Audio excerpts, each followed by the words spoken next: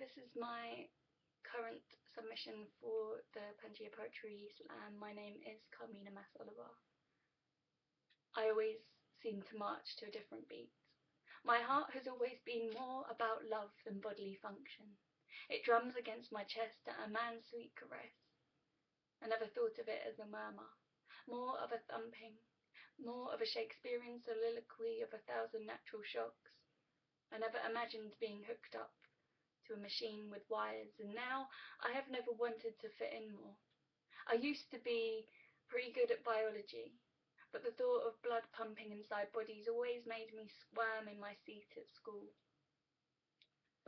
I'm back at work again, after 2 days off after half term. I'm back and I'm going out in the evenings when I feel like curling up in bed. Always do and never will. I try to remember that towards the end I don't want to leave, because it feels like sliding down the staircase in a sleeping bag.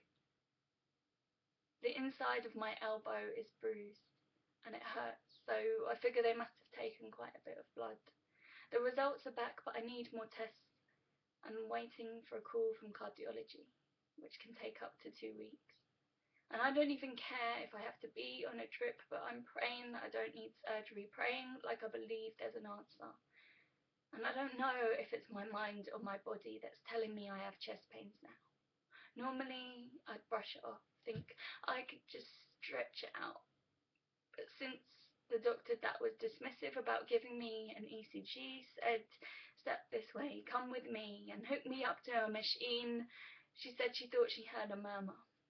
And I didn't even know what it was, but increased my anxiety the way she told me not to worry. And now, as I rush for my train, I wonder if my breathing is normal, and I remember how the doctor asked me if I exercise, as if she could see the naked folds in my stomach, and I told her I sometimes run, but not that much. I'm training for a 10K. What else could I say? I get bored and dance or do yoga, sometimes swim in the summer, especially at the Lido. That I can't drive and so walk a lot, walk to my boyfriend's for half an hour instead of paying for the bus. And yes, I take the stairs. I like to keep moving. I can't keep still unless I'm in front of a computer. I looked at the British Heart Foundation website. I remembered skipping to raise money at school. I read all the things about eating right.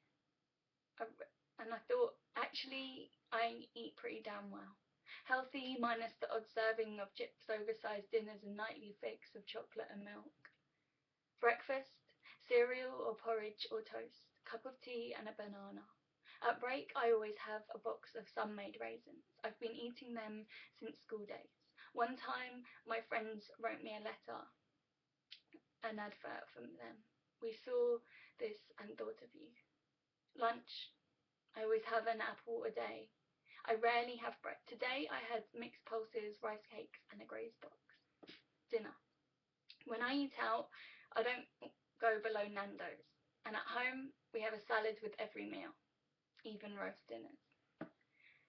Now I'm distracting myself because it feels like my blood is rushing as fast as I am. It feels like there are tiny people with knives inside my body stabbing me like sewing needles when you don't use thimbles. I did yoga to relax and I thought it was working, but then I got angry. I get angry.